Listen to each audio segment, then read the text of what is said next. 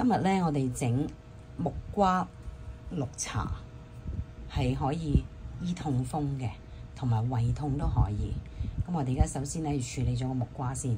個木瓜咧就要批皮去核。好，咁我哋而家開始處理木瓜。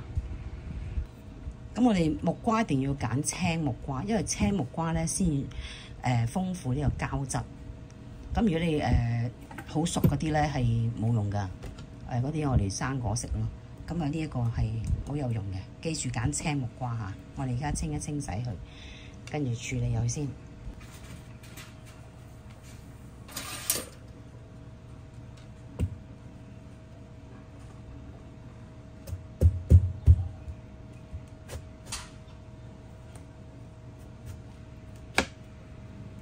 睇唔睇到啊？一切咧，嗰啲膠質咧已經走晒出嚟啦。呢啲膠質，所以青色木瓜咧係好豐富呢個膠質，補充我哋膠質都好好嘅，同埋佢嘅酵素好高咯。係啦，嗱咁我哋清理佢先嚇。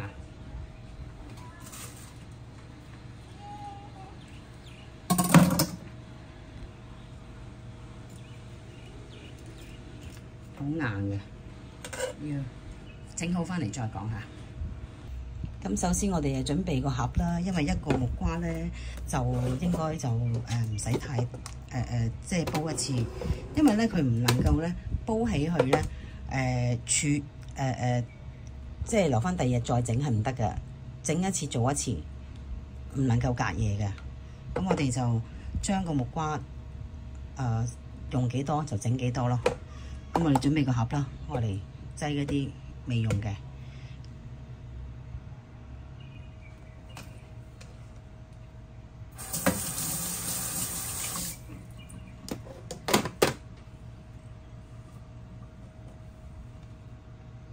咁我通常鍾意咁樣切批皮，隨你喜歡啦，批皮點樣批，自己用自己嘅方法啦嚇。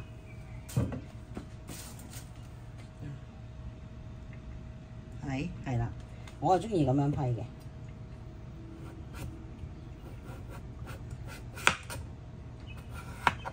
係啦，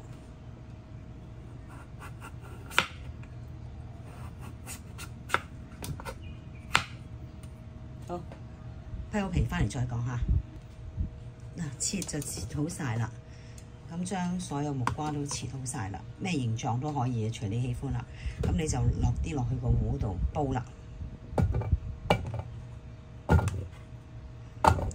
落幾多？今日飲幾多？咁大致上咁樣都 OK 㗎啦。因為我整一小壺啫嘛，我又唔係整好大。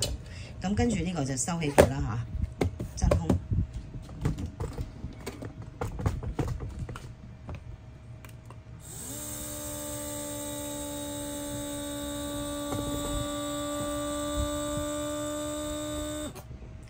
真空好去，即係落雪櫃啦。咁啊，聽日可以再整啦。最好就一星期飲即係開頭就一星期飲3至4次啦。咁之後咧就大概2星期到啦，維持2-3個星期啦。咁跟住之後咧就1星期1次啊，咁樣就 OK。睇你自己嗰個痛風情況啦。就加水，加到去1.8嗰度。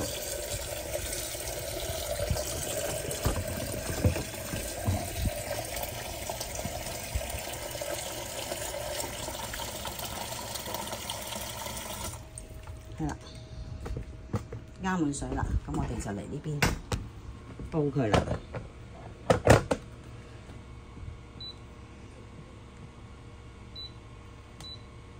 水滾計下，煲佢20分鐘。水滾計，大火轉細火20分鐘。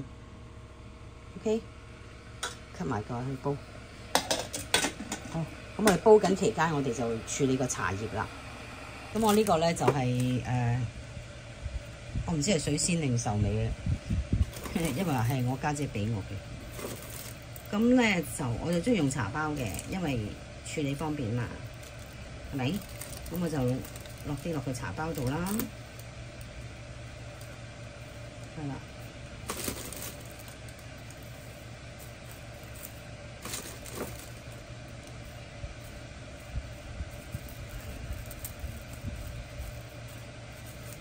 係啦，大致上咁樣都 OK 嘅。哎呀，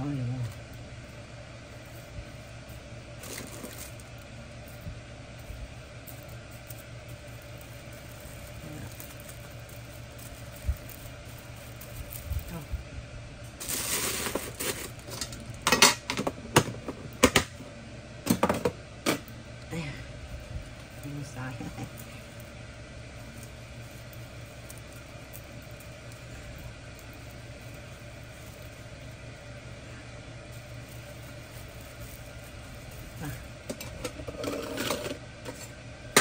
咁你哋就擠落去呢個壺度。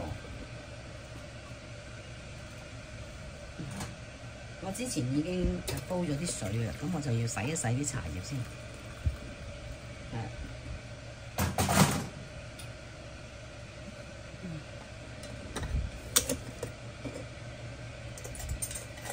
洗一洗啲茶葉。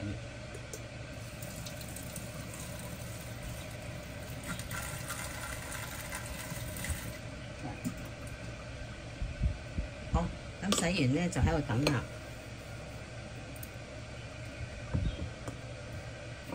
等佢咧煲好嗰個木瓜水咧，就沖落去，咁就 OK 啦。咁我哋而家等下先。好，陣間翻嚟再講下。啊，大火啦！我哋而家轉細火嚇，20分鐘轉細火之後，20分鐘煲起就可以泡綠茶，就飲得啦。好啦，已經煲起咗啦。咁煲起咗之後咧，我哋就將佢攞落嚟呢度沖茶啦。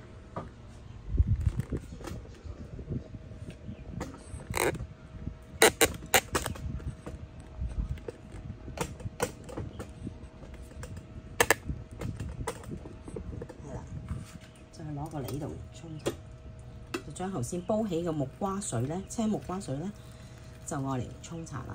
頭先我哋洗好嗰個茶包咧，咁樣沖。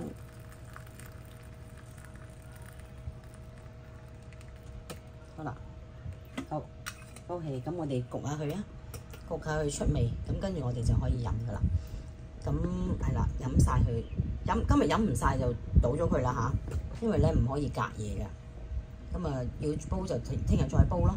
咁就通常咧就一星期頭一星期咧就煲3次到啦。